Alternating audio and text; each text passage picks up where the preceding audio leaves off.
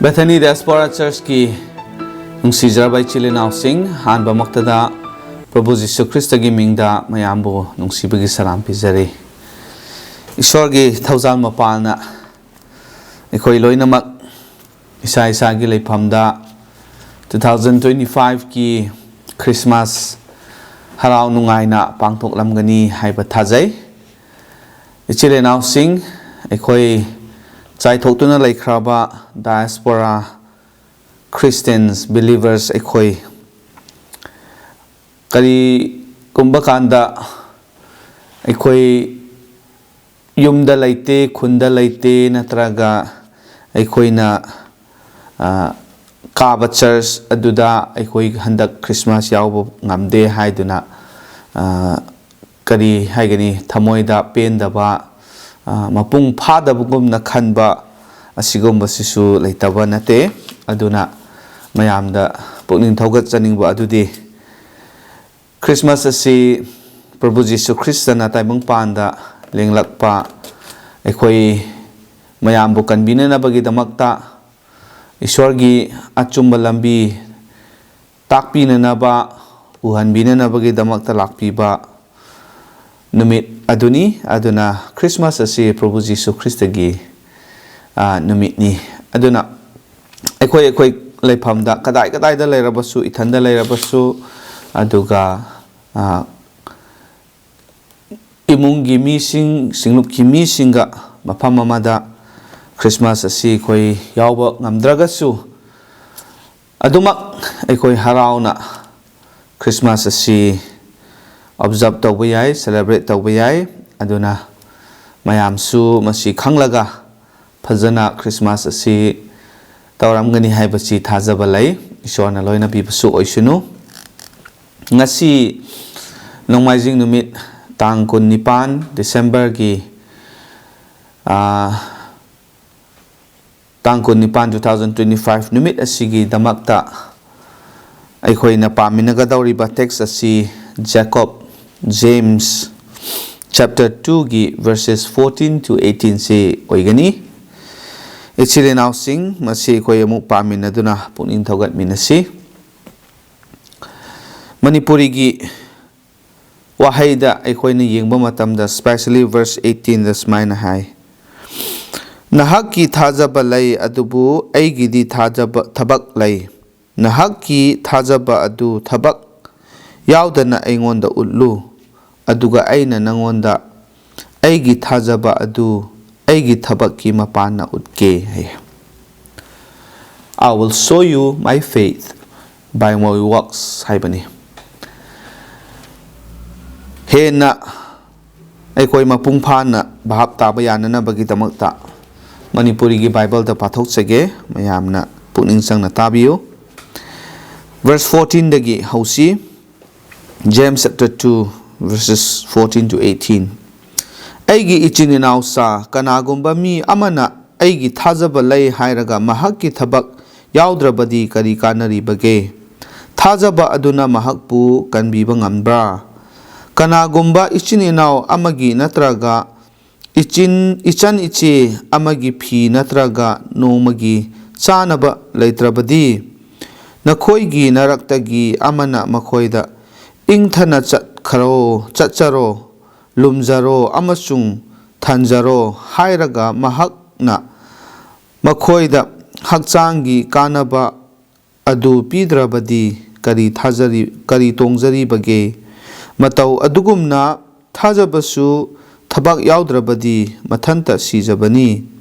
hoi mi amana haiba yai nahaki thajaba lai adubu aigidi thabak lai nahakki thajaba adu thabak yaudana aingonda utlu aduga aina nangonda aigi thajaba adu aigi Thabakki Mapanna Utke tagarba isorgi wahai asigi mathakta aikoi punamak isorgi bor isorna pinabibo oisunu ichili now sing Apostle James na problems kaya mahaki chithi asida nay deal tawi aduga mayam khanghalli aduga mahakna problem sing asi karam haina solve tawgadage haina hotnariba asida mahakna kari sijinabage haiba matamda practical biblical mindset asi mahakna adopt tawe sorgi sastra na takpiba asigumna madugi wakhalon nga loinana mahakna problem sing asi deal tawbani actually now sing mahakna masi tawriba maki approach asi achumba aduga afaba approach aduni haibasi ekoina khangadabani aduga loinana he applies this biblical mindset consistently in his epistle mahaki chithi asi ekoina yengba tarabadi ahobadagi masigi biblical mindset asi mahakna apply tawraga sijinaduna mahaki epistle asida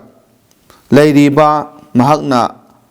problem sing puthokla iba khuding mak ase asumaina mahakna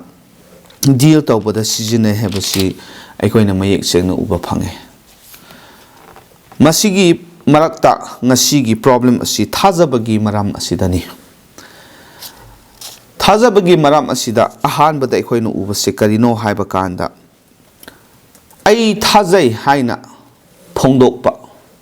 wa haina ai thajai aingonda thajaba lei haina haiba ngangba asigi maram da mahakna hana pali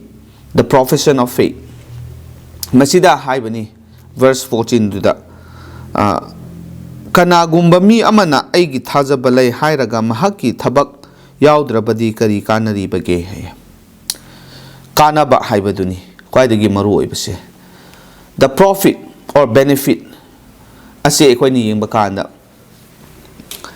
Apostle James na wasigi wahai asi yamna carefully choose to baman akhallaga sijinaba wahai ni madudi karino hairaga achumba asengba thajaba adudi soidanamak mahaki kanaba adu laigani haibasi mahakna phongdoi right kanagumba mana magi thajaba lei hairabadi mahaki thajaba adu magi damakta kanaba aduga atopa misingisu kanaba soidana purai haibasi Apostle James na ahanbada phonokpani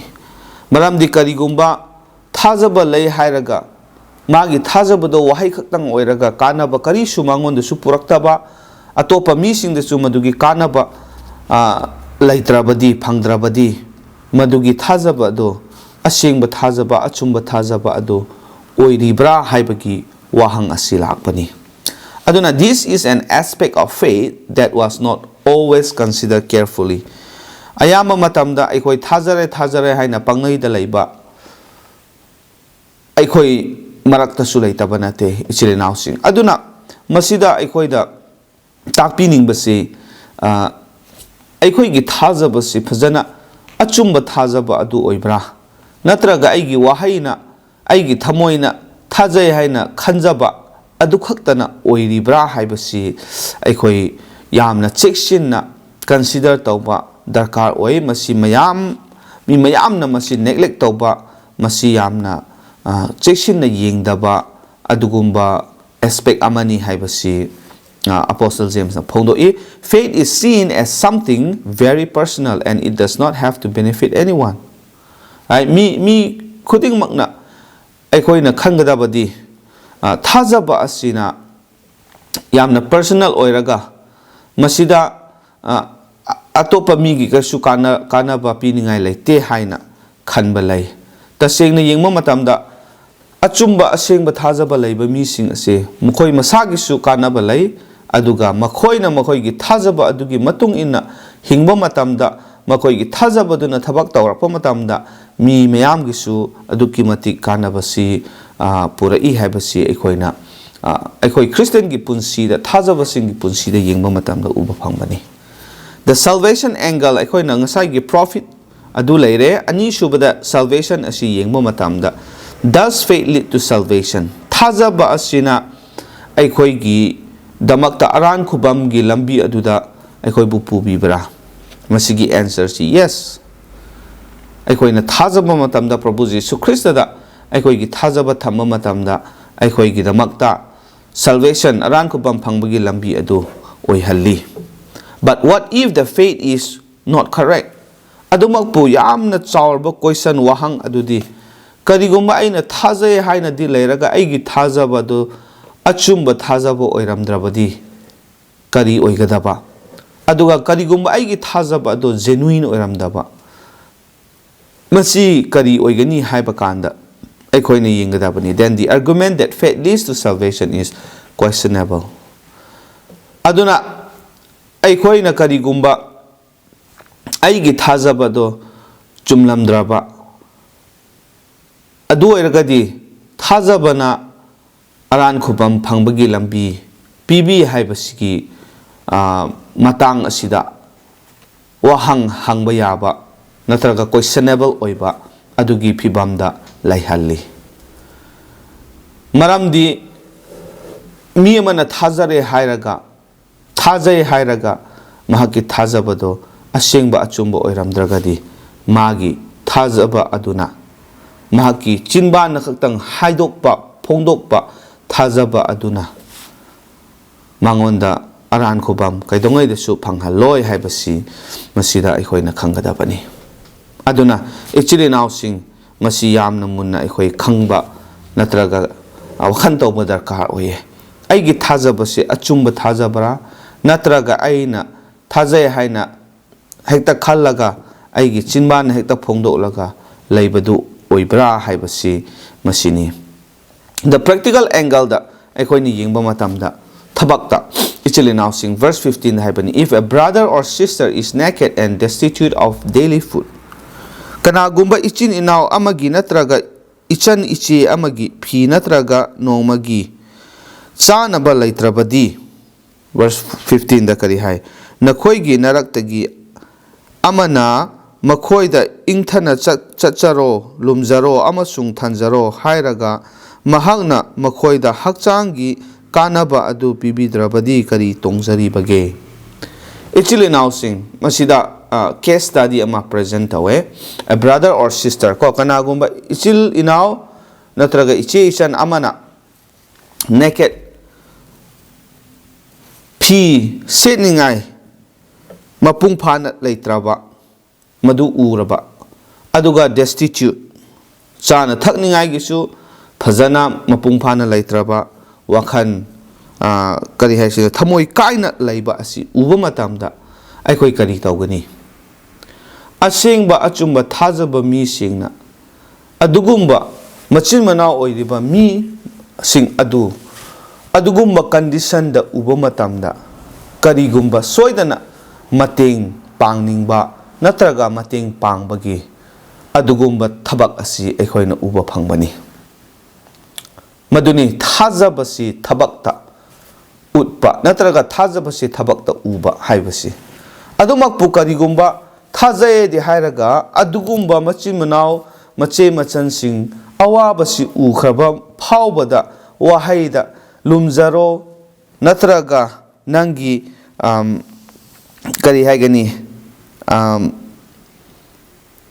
ingthana chacharo aduga thanjaro haiba matamda madu kari kanabage haibani maramdi machin manao oiriba mache machan oiriba aduna hakchangi darkar oiba needs mayam asi leibani madu uraga just achumba wahai just saying all the right words ko madu hairaga aikhoina thadokpa matamda tasengna aikoi thabaktuda kari amata utrabadi wahaida loiba matamda aikhoigi thajabasi yamna question chauna hangba yaba adugi phibamda lei haibasi Apostle James na masida takpi bani maramdi aigi wahaiduna ichil inaw ichi ichan aduda karishu kanaba pide karishu kanaba oihande. Faith without works aduna ni sida haibasi thajaba thabak yaudaba thajaba thus also faith by itself thajaba adu mathanta da thabak yaudrabadi asibani natraga mathanda sijabani haiwe. Faith by itself ko thajaba haibasi mathanda hekta lepa ngamde leite. Some may argue for it. Ko mi kaya na masigi matang da argument kaya tawba yai, but Bible gi matung ina yengma matamda thabak yaudana thaza haiba khaktang sina asengba thajaba oibra. Masi Bible gi matung ina masi thajaba do oibra haibasini. Is this a genuine faith? Masigumba thajaba se achumba thajaba do oibra. Bible gi matung ina. Adubu aikoi ni yengma matamda wahai na khaktang haiba thajaba aduga thabak yaudaba thajaba sidi Bible gi matung ina de asiba thajabani. James na masi yamna mayek sengna masigi wahai asi mahakna palaga phongdokpani. A faith that does not profit anyone is a dead faith. Magidamaktasu migidamaktasu machi manao oiriba mising atopa mising gidamaktasu karisu kanaba phangdaba karisu kanadaba adudi asiba thajaba kanadaba thajaba aduni haibasi masida uba phange. But someone will say, you have faith and I have works. Right? Kanaguma man haiba yai ai thajaba lai nangna thabak to lai. Aduda masida Apostle James na hangba hai se, show me your faith without your works. Nangi thajaba do thabak yaudana aingonda utloy. Karamaina thabak yaudana thajaba do utpa yagani. Thajaba haibasidi thabakta utpa matamda o mangonda thajaba silai haibasi thabak aduna sakhi oiraga thabak aduda ikoina uba phangmani. And I will show you my faith by my works. Apostle James na aigi thajaba adudi aigi thabak asina utkani hai. Verse 18 da aduna masida ikoida takpi ningba adudi the mere profession of faith wahai khaktang da aikoina chinda khakta thajai haina phongdokpa sidi masidi achumba thajaba nate. Some refuse to accept what James wrote. Apostle James na iriba wahai asimi kharana yaningdaba kharasu laitaba nate. They declare that they have genuine faith even if there are no works. Makoi gi punsida thajabagi oiba thabak adu utpa ngamdragasu laitragasu makoi da thajaba lai haina asmaina khallaga makoi na lepa adusu laitaba nate. Aduba pu James na challenge tawriba di kaino. They may show their faith without works. Hoi makoi na koi thajai haina thabak yaudana makoina phongdokpa yai makoina haiba yai. Adubu James na haibadi aigi thajaba se aigi thabakna utkani haye. So masida ichile nausing ani thokna laire. Thajai hairaga thabakna di uttaba amana thajai hairaga magi thabaktuna saki oiraga utpa. Ani se karambana chumbra? Who is right? James na chumbra natraga aigi thajaba asi thabakta utrasu aigi thajaba lai aigi thajaba utkani haina phongdok pasing aduna chumlibra. Masigi paukhum asi kadaida ikoina phangani haiba kanda Jisuna takpiba wahai mahaki pautak asida ikoina uba phange. Madudi Matthew chapter 7 gi verse 15 dagi paraga 23 phauba asigi manung asida ikoina yenglabadi masi uba phangani. Mayam ikoi nahaktang oirabasu masigi text asi pathoksi masina ikoi gi damakta yamna chauna mateng oigani. Verse 15 dagi ikoi pathoksi yawgi phijet setuna nakhoida lakpa adubu manung dagi tamthiraba kaisalgi maongda leiba wa takthok sinnaba mi singi maramda cheksillu makhoigi mahai singdagi nakhoina makhoibu khangani mi singna tingkhangi mongsong singdagi angur natraga tingkhang pambi singdagi hayit heknabra matau asumna afaba upambi khudingna afaba mahai yali adubu phattaba upambina phattaba mahai yali afaba upambina phattaba mahai yanba ngamde natraga phattaba upambina afaba mahai yanba ngamde afaba mahai yandaba upambi khuding yanthattuna mainungda langsilli maram aduna makhoigi mahaidagi nakhoina makhoibu khangani makhoigi mahaidagi nakhoina makhoibu khangani haye yamna mayek sengbani thabak adu mahai adu yenglaga thajaba asi ekhoina lai leite haibasi khangadabani wahai aduna chinban phongdokpaduda natte haibasi Prabhu Jisu ki pautak asida ekhoina uba phangi loinana verse 21 dagi paraga engonda ibungo haiba mi khudingna sargagi ningthau leibakta changloi adubu sargada leiba ipagi ningba tauba mahak aduna changani mi mayamna numit aduda engonda haigani ibungo ekhoina nahakki mingda wa takthokhiba natra ekhoina nahakki mingda bhut sing tanthokhiba natra aduga nahakki mingda matik leiba thabak sing tawkhiba natra matam aduda aina makhoida haigani aina kaidongai dasu nakhoibu khangkhide he ain thausadabasa aingonagi chathokro masi Prabhu Jisuna takhiba aduni. So the Lord Jesus taught clearly about bearing fruit. Bearing fruit haibasi mahai haibasi ngasai gi thabak aduni. Aduna tasingna kanaguma mana thazarabadi mahakki mahai adu soidana yangani or mahakki thabak aduna tasingba magi thazabado utkani. Mere profession of faith does not mean the individual is safe. Aina aigi chinbanda wahaida khatangai thazare haina phongdokpaduna aigi damakta aran khubam hekta phangba nate. Only those who profess faith and do what God says are true believers. Makoina thazare hairaga thazabaga loinana makoina thazariba ishorna hairiba wahai sing takpiriba sing adubu inna chatpa mi sing adu asengba thazaba singni haibasi Prabhugi pautak asidagi aikoina hena mayek sengna James na takpiriba wafam asi uba phangi. Aduna ichili now sing mere profession of faith must be questioned. Wahai na khatang chinba na khatang thazai haibase masi ekoi yamna phajana chekshinna wahang tawraka yengba darkar oi. True faith will result in works. Asengba thazabududi thabakta soidana utpani thabakta soidana uthokpani. The challenge is to practice a true biblical faith in life. Aduna ichili now sing aikoi thazare hairaga panglai leibadu nate. Bible na takpiba achumba thazaba asi aikoina aikoigi punsida masi practice tawba haibasi aikoi mayam gi damakta thamjaningba challenge aduni masini aikoina khangadaba masini aikoina tawgadaba asi ichili now sing aikoigi thazaba khoding maksi achumba thazaba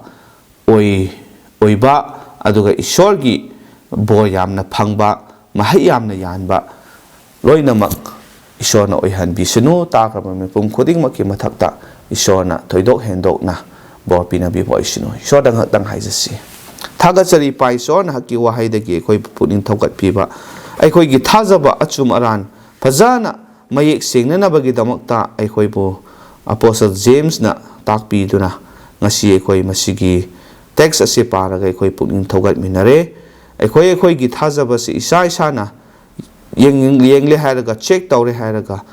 ishorna hakki shastra na takpiba achumba thajaba sida ekoi loinamak leiba ngamnanaba nahakna aikoi gi thamoida thabak tawbiu ngangbiu sokpiu aduga ipaisor mahai yanba punsi thajabaga thabakta pangthokpa thajaba achumba thajaba adu aikoina leiraga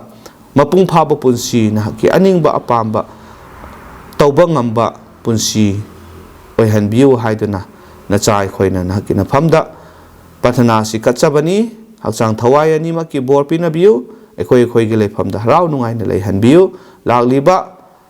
2026 ki anoba chahi asi sun hakki aningbagi matungina aikoi harauna nungaina mapung phana na da yektana aikoi ꯆꯪꯕ ꯉꯝꯅꯅꯕ ꯑꯗꯨꯒ ꯃꯄꯨꯡ ꯐꯥꯅꯁꯨ ꯆꯍꯤ ꯆꯨꯞꯅ ꯂꯩꯕ ꯉꯝꯅꯅꯕ ꯅꯍꯥꯛꯀꯤ ꯕꯣꯔ ꯑꯗꯨ ꯂꯣꯏꯅ ꯄꯤꯅꯕꯤꯌꯨ ꯍꯥꯏꯗꯨꯅ ꯈꯨꯗꯤꯡꯃꯛꯁꯤꯒꯤꯗꯃꯛꯇ ꯊꯥꯒꯠꯆꯕꯒ ꯂꯣꯏꯅꯅ ꯀꯟꯕꯤꯕ ꯃꯄꯨ ꯄ꯭ꯔꯚꯨ ꯖꯤꯁꯨ ꯈ꯭ꯔꯤꯁꯇꯒꯤ ꯃꯤꯡꯗ ꯅꯤꯖꯕꯅꯤ ꯑꯥꯃꯦꯟ. Thank you. God bless you.